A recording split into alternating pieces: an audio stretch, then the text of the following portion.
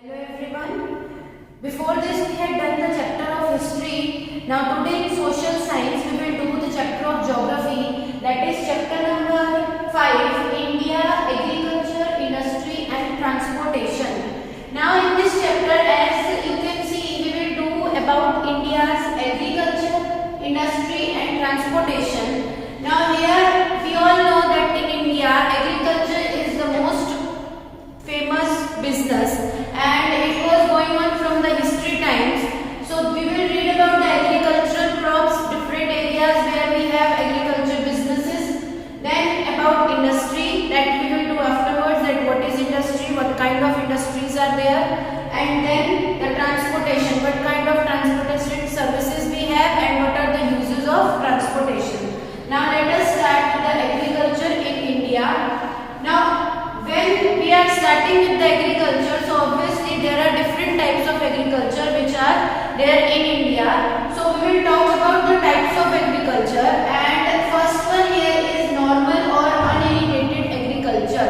Now in this, as the name says, normal or unirrigated, it doesn't mean that irrigation process is not there. It means that this irrigation is not done regularly again and again after few times. It is this, that it is very normal. Normally the rainfall is there and automatically the fields get irrigated by themselves. We don't require again and again any kind of irrigation process. So that's why it is called as normal or unirrigated agriculture. It is there in these crops are there in this, that is sorghum, millet, corn and groundnut, and there are many other crops, but we will read about these only. Different areas are there where this is performed, and according to the climate, according to the soil facility, according to the water facility, according to the air, these crops are made. And that is the reason this agriculture or any of the agriculture is there in different areas, not in specific area, depending on these features.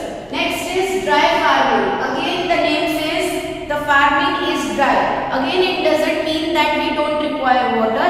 We require water, but the lands are mostly dry. So we have to collect the water at the time of rainfall, and by that collection of water in the low-lying areas they collect the water, and then by that water they use for farming like wheat. So in the low-lying areas on the land surfaces they collect the water, and in that then they do the farming. That's why it is called as dry farming. Next one is irrigation farming. Now as the name says irrigation, it means that this kind of crops require again and again irrigation processes. Again and again the farmers water the crops, they used to cut the crops, they have to be careful with these kind of crops. That's why it is called as irrigation farming. The crops which are included are sugarcane, cotton, jute and paddy. Paddy is rice. Now here as we can see, these kind of agriculture and many other agricultures are there in India. Because of this, India is the land of agriculture, and most of the part of the lands are under the farming areas. Like 70% of the total land area is under agriculture lands. Now let us discuss about different regions where these crops are grown. Now first one is normal and unirrigated.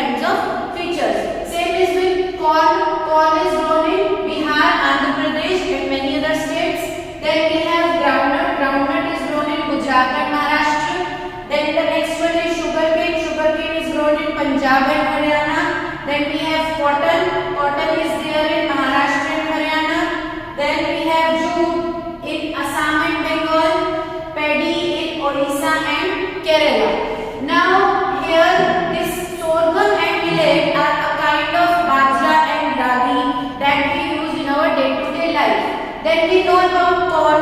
Corn on the outer body of the corn is used as fodder for animals, and the inner body that we eat, the things that we eat that are used by the human beings. Same is with groundnut. Groundnut, in groundnut case, as it is produced in Gujarat also, so that's why we are using it more over here. In the form of oil also we use it. Then is sugarcane. Sugarcane we all know, mostly grown in Punjab, and here also we used to eat it. Then we have cotton. Cotton again in Gujarat also it is produced. Then we have jute. Now in this jute section in your textbook there is a description which is given that how jute is cut or how jute is made. So that we will do now. That in the jute section they have given that when the crops are grown, there is a limited amount of crop that is grown. After that they cut that crop, they cut that stem of jute, and then they take it out from it, and then they bunch it. Then they make a bunch of different stems, and then those stems are soaked into the water for few hours or few days, so that those stems become little bit lighter, little bit smoother. After that, after they become smoother, they take the time to make it wet, so to make it dry. They put it on the roofs, thatched roofs, or they put it on the land areas, so that in the sunshine they can get dry. Then we have paddy. Paddy, as I have told you, are the rice. Whenever the crops are there of the rice, they are called as paddy. And when we cut them out, when we take out the rice from it, then at that time we call it as rice. So here were the types of different crops. Now we will move to the fourth one. That is, here we had done third one, irrigation farming. The fourth one is plantation. So now let us move ahead with the plantation topic. Now, as we have to start with the fourth one, that is plantation. Now in this plantation, as the name says, the plants are grown on a bigger level. There is a process, that's why we have this word as shun, plantation. Now the crops which are grown are tea, coffee, vegetables, and coconut palms, and many other like fruit orchards, flower orchards, many other types. Now here in this plantation, what happens is, normally we grow crops on a normal land, in farms, in fields. But here in plantation it requires more space, so we cannot grow them in the fields because they are little bit smaller than the other areas. So that is the reason they are grown in a form of garden. That is called as garden method.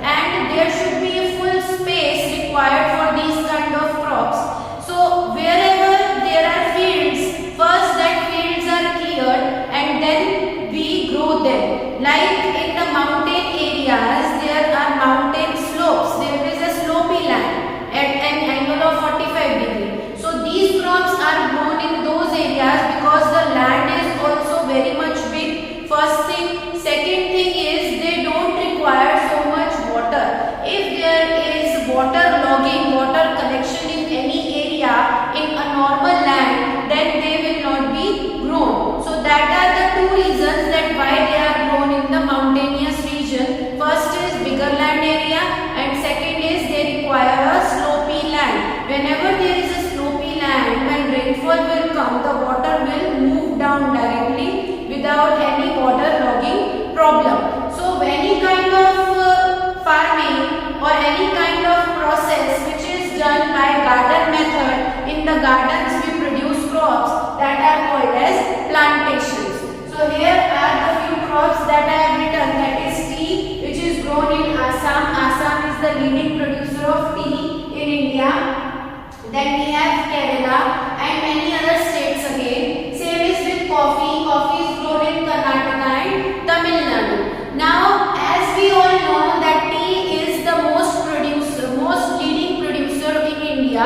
Now we have, sometimes we have seen that there are tea leaves in the bags. So directly if we take out any crop of tea, take out any leaf of tea, if we put that leaf of tea into the boiling water, then also we can have tea. The smell of tea will come by that leaf only.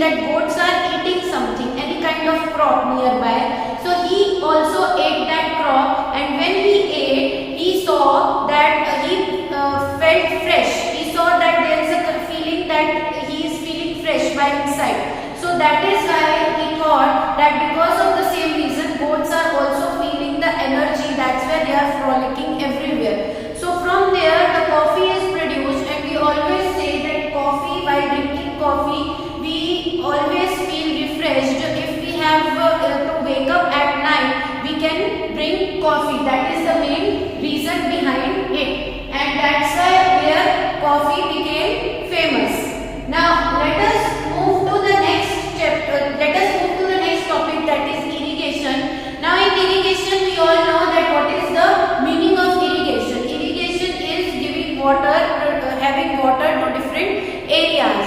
Now why it is useful, or what is the use over here? Whenever we have monsoon season, especially in India, whenever we have monsoon season, we don't know that when it will be there. There is no fixed time, as every time, every year, the seasons are getting changed. So here we don't know that when the monsoon will be there. So that is the reason, because monsoon is irregular, we have to have the irrigation facility in our country. Second reason, because why we have to have the irrigation facility. Second reason is scanty and uncertain rainfall. Whenever there are different kinds of rainfalls, so whenever the rainfalls are starting and whenever they are ending, at that time we have scanty rainfall. Scanty is when the drops are small and direct at a 90-degree angle. So that kind of water, that kind of raindrops are very much dangerous, are very much effective, very much bad for the crops, because they are direct, and whenever something or the water is put directly on something, it will hurt. Like if the water is put on the hand directly on us, so again it will hurt. Same is with the crops, they get hurt with this kind of scanty rainfall, which is very harmful for the crops, and that is the reason we have irrigation facility. The other word is uncertain. Uncertain means anytime the rainfall can come and anytime it can end. So because of this also we have to require the collection of water, that is the irrigation facility.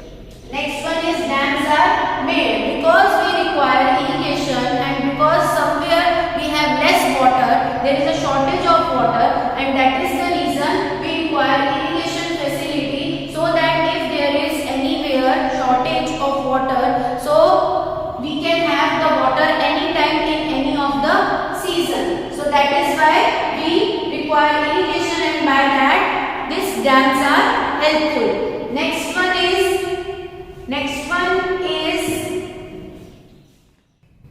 now the next point is Indira Canal is the longest canal of the world. Now as we had done that dams are made, same way canal system is there. So these are the ways through which we get water. So here there is a canal system, which is the Indira Canal, which got famous after the death of Indira Gandhi, because she was having the idea to make this kind of canal. That's why the name is as Indira Canal. So this is the longest canal system that gives water, that facilitates water to different areas. Like we have in Rajasthan, here also in Gujarat we get different water facilities from the Narmada project and very different canal projects. So here we end this topic. Let us move ahead to the other topic. Now our next topic is industries.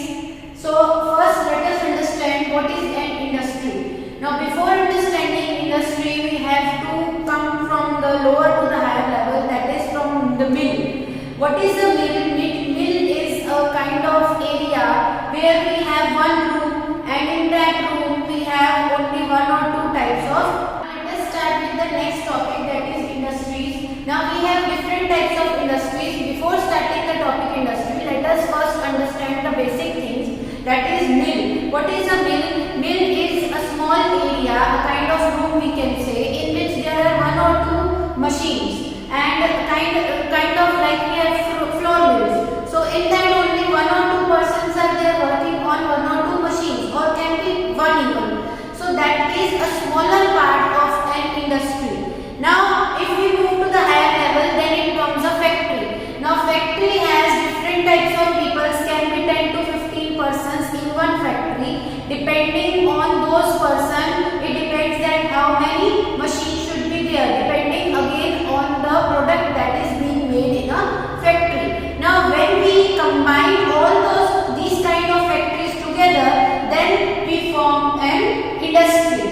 Like for example, if there is a factory, if there are different factories related to oil, they are producing oil depending on the different processes. One factory is doing some other kind of process, the other factory is doing another process for making oil. So if there are 5 processes, so those 5 processes will be there in 5 different factories, and together those 5 factories, if we combine, that full 5 factories of oil becomes an oil industry. So that is the meaning of industries over here. Now let us discuss with different types of industries. When we are discussing with the types of industries, there are different features on which these types are based on. That are investment, how much investment is there in each type of industry. Second is number of employees, how many employees are working in each type of industry, and quality of production, how much or how many or what kind of products are produced in these kind of industries. Now let us start with the first one, and then we will relate this industry with these 3 types of features.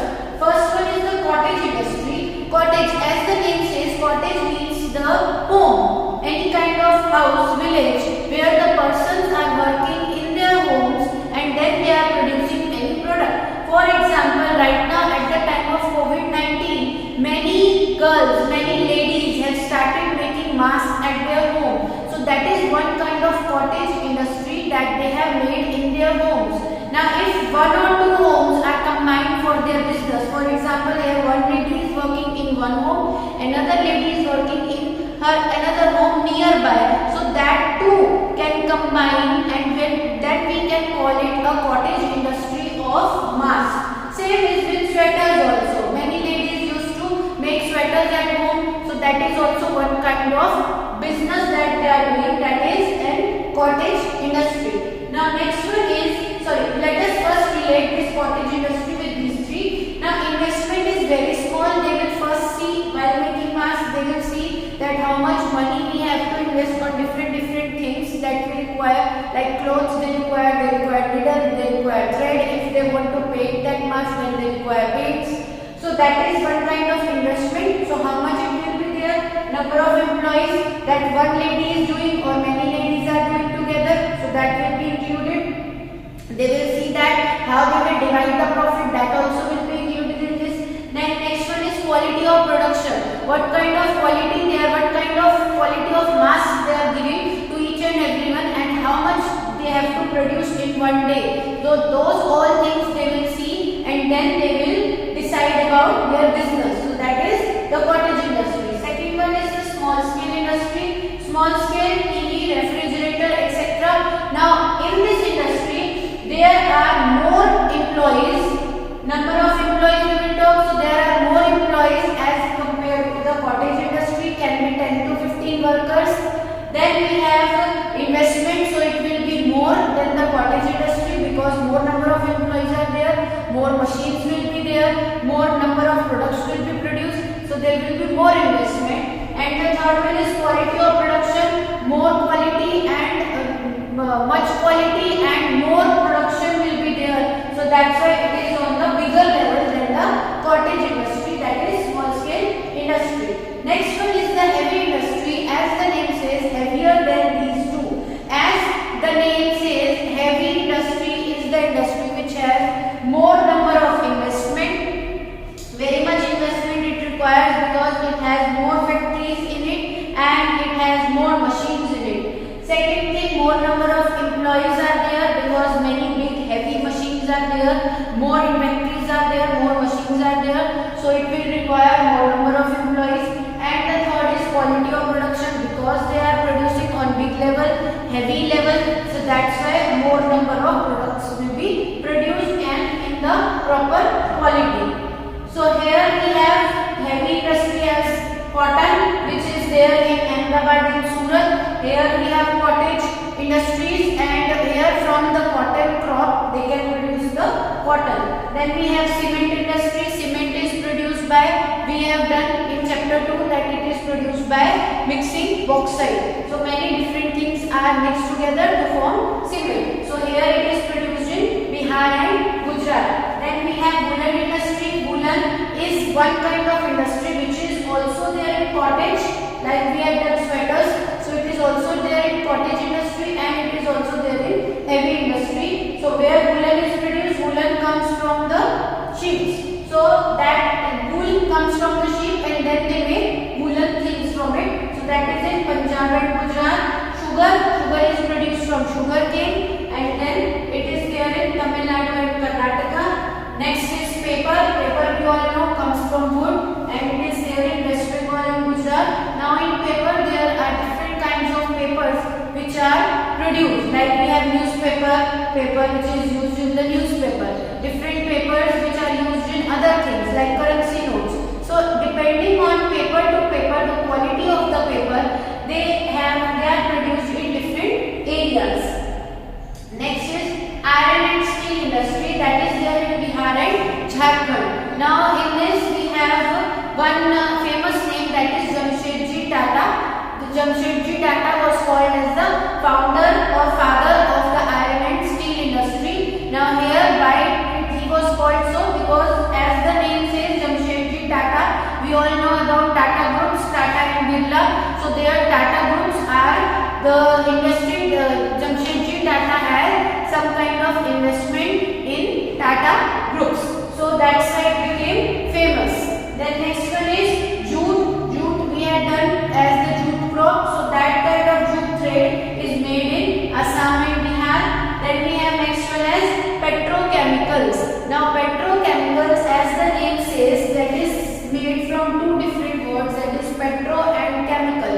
Petro here means any kind of petroleum. So different kinds of mineral oils are extracted from the earth, and then they have different mineral oils in it plus different chemicals which are also produced in it. That's why it is named as petrochemicals. Mineral oil, when they are extracted, then we have to refine them. I have told you that while taking out any kind of oil, we have to refine them, and while refining mineral oil, we get many different products, many different minerals from it. Like we get rocks, we get different stones, we get bauxite and many other things. So that is the reason mineral oils were very important. So in this we get minerals also and plus mineral oil also, which is there in Vadodara and Jamshedpur. Now the states that I have written over here, they are for the refineries,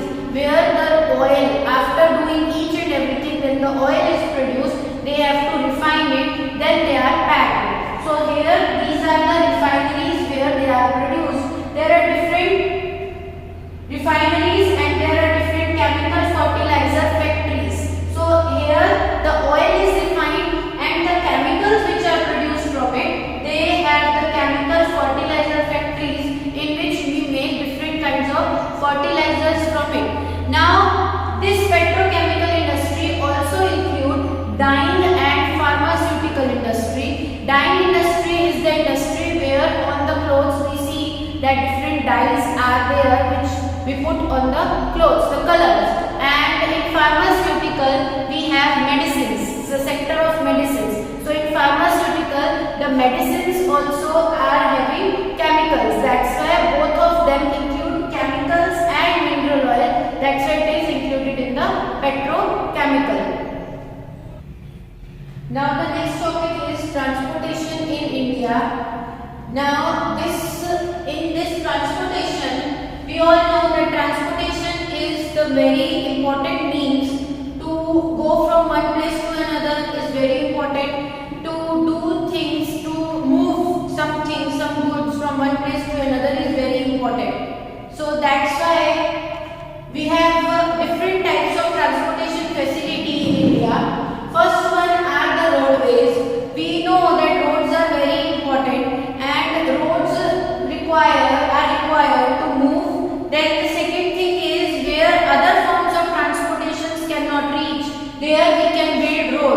like in villages, we cannot move from one place to another with any kind of transportation, any kind of ways of transportation rather than roads. We can connect one village to another village with a road, but we cannot connect any railway line with the different villages. So here we have different roads, like first one is village road. As the name says, connected between the villages. It connects one village either to another village or to the higher level area, that is can be taluka or district. Then second one is district road. So it connects one district to another level, to the lower level also, that is village, smaller level, and the higher level also, that is can be state. So this road connect the different states or different villages. Same as with village road, it connects to different districts and different talukas. Then next is state highway. These highways connects between the states, between the districts also, between villages also. Next is national highway. As the name says, nation. So it is on the national level. It is connected. It includes the state highways also. The nation includes the states. So national highway includes the different highways which are connected to each other between the states, between the cities, etc. Now here we have national highways, which are the examples are given, that is NH7, National Highway number 7. So this is the longest highway which was made, and it is there from Varanasi to Kanyakumari. Then next one is the National Highway number 35, NH35, which is the shortest highway and which is from Kolkata to Bongaon. Next, there is one thing which is given in your textbook, that is golden quadrilateral. Now, as we have quadrilateral, we have done in maths, the quadrilateral shape has 4 ends, that is like this.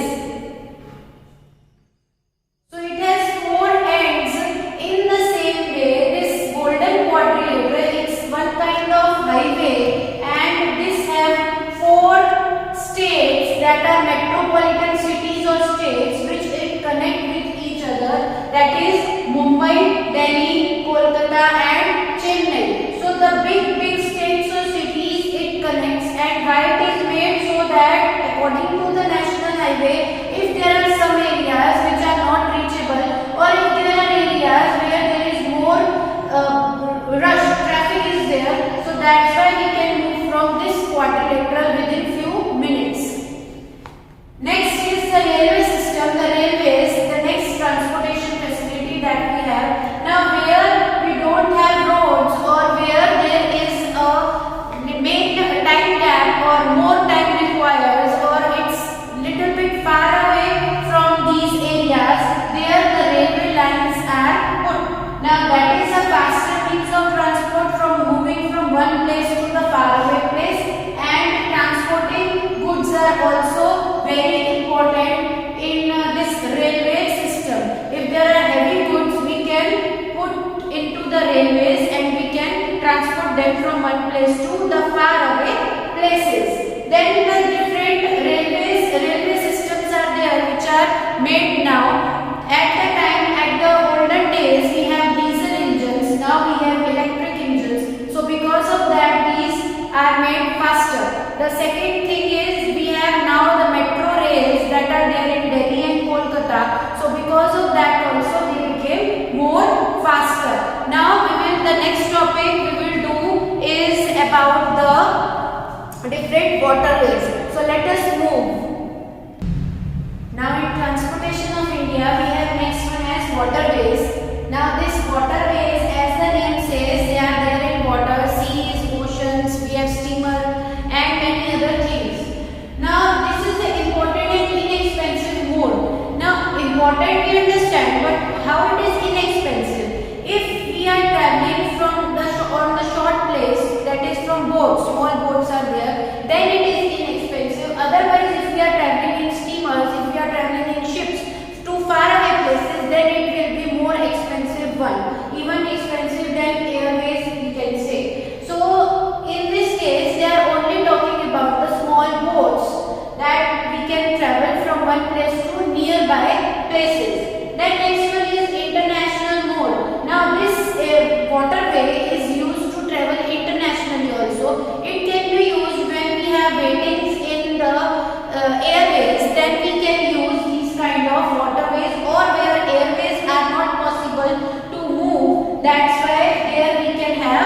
waterways as by ships and steamers. Now somewhere we have to transport products, heavy goods.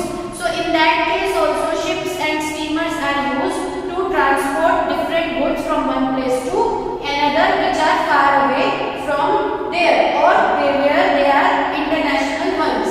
Then next one is airways. International airports are in Ahmedabad and Delhi. Now we all know that there are different airports which are there to move internationally, and in between the areas, in between the national states also we can move from one airport to another. But the international ones which are dealing in international flights, they are Ahmedabad, Delhi and many other more. Next is the examples which are given that are Indian Airlines, which are the domestic airlines. It means the airlines which are working under the Indian level, that is the domestic ones, and Air India are the international airlines that can travel internationally from one country to the other foreign country. Next is ropeways. Ropeways we all know, right now only we have an example in Junagadh that is made, a ropeway is made in Junagadh in Girnar. So these are the ways through which we can travel from the area, a lower land area, to the higher land area, that is in mountainous regions where any other way is not possible to reach. So that's why it is very helpful to move in the mountains. That is example one I have told you, that is in Girnar, Junagadh. The second example which is given in Rajgir, that is in Bihar. So these were the things, these were the ways in transportation. In this chapter we have done many things related to agriculture, agricultural crops we have done, different types of agriculture we have done. Then we have done about the industries, different types of industries we have done, examples of different crops which are produced in different industries. Then we have done about the transportation ways. So here we are ending